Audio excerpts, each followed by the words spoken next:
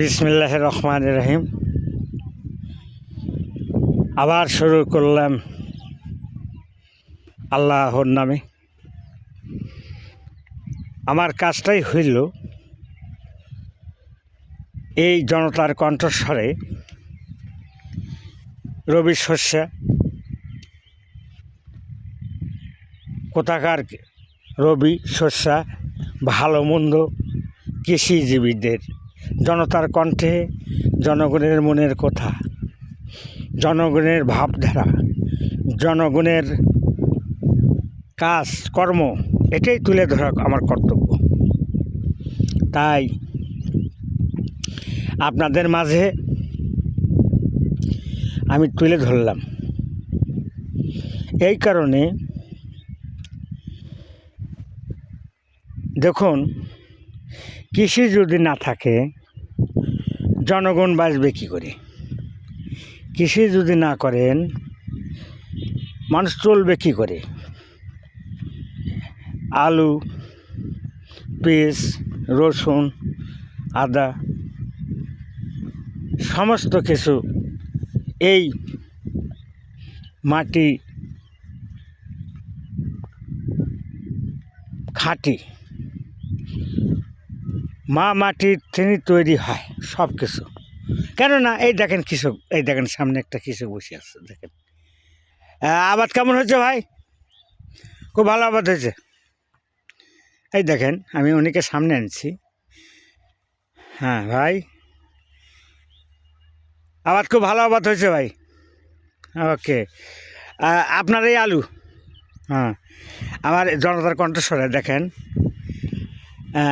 সেই আর এক ফিরে দেখালাম। এটা কোন জায়গাটার নাম তো বলতে হবে ভাই। এটা বাংলাদেশ নাটোর জেলা, বাংলাদেশ নাটোর জেলার কৃষিজীবী কৃষি। দেখেন ভাই, দেখেন এই দেখেন, এই দেখেন ভাই, চোখ জুড়ানো ঠান্ডা হয়ে যায়। দেখেন ভাই, এই দেখেন, এই দেখেন, এই যে কৃষক ওখানে বসে আছে। কৃষক ভাই, তোমার নাম কি ভাই? নাম আব্দুল মহসিন কম, আব্দুল মহসিন। দেখেন এই বাংলাদেশের নাটোর জেলার শেষ সীমানায় আমি সীমান্ত দেখাতে আপনাদের চলছি, কৃষি দেখাতে চলছি। এই দেখেন, এই যে কৃষি আবাদ, এই দেখেন সরিষা, এই দেখেন সরিষা, সরিষা দেখেন কত সৌন্দর্য। দেখেন দেখেন, আত্মার শান্তি হয়ে যায়। এই দেখেন, এই যে দেখেছেন পটলের গাছ আছে, দেখেন সাইডে কিছু কুশরের গাছও আছে। কুশরের গাছটা আপনাদের খুব একটা ঠিক মতো দেখাতে পারছি না, তো সাইডে পড়ছে। এই দেখেন, এই দেখেন, এই দেখেন, এই দেখেন, এই দেখেন, নাটোর জেলা, নাটোর জেলা থানা সিংড়া, এই জেলার থানার ভিতরেই আপনাদেরকে দেখানো হচ্ছে। আপনারা বেশি বেশি করে কৃষিজীবী হন, দেশকে বাঁচান। কারণ দেশ না বাঁচলে আমরা বাঁচতে পারবো না। দেশের মানুষ খায়া পরে বাঁচবে, এটা আমাদের সুখ শান্তির জীবন যাপন করা। কেননা আপনারা জানেন যে এই কৃষি না থাকলে মানুষ বাঁচতে পারে না। এটা কিন্তু সোনার বাংলা, সোনার ফসল ফলে। এই কারণে আপনাদের কাছে বলা হলো, কারণ এই সোনার ফসল ছাড়া আপনি আমি কি পড়ব, কি খাবো, কি হবে? আপনি কৃষি করবেন না, আপনার লাভ নাই। কৃষি না করে আপনি চুপচাপ থাকলে আপনাদের লাভ হয় না। ভাইজান, এই দেখেন কি সরিষা, দেখলে যান শান্তি হয় কি না? ভাইজান সরিষাটা দেখুন, সরিষা দেখছেন ভাই কি হারে হয়েছে? খালি সোনার ফসল ফুলছে, জীবন সান্ত্বনা হয়ে গেছে ভাইজান। এই জন্যই বলছি যে আপনারা কৃষি করুন, কৃষিজীবীদের সাথে থাকুন, সহযোগিতা করুন।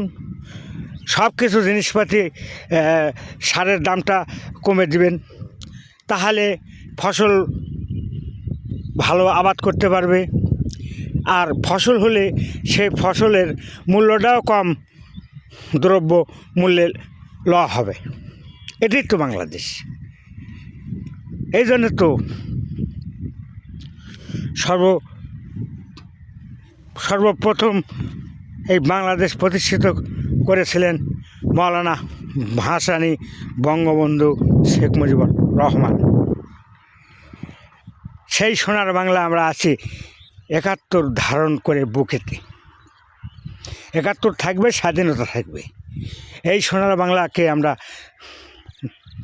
নষ্ট করতে দেব না, এই বলেই আমার এখনকার মতো ব্লগ এখানে শেষ।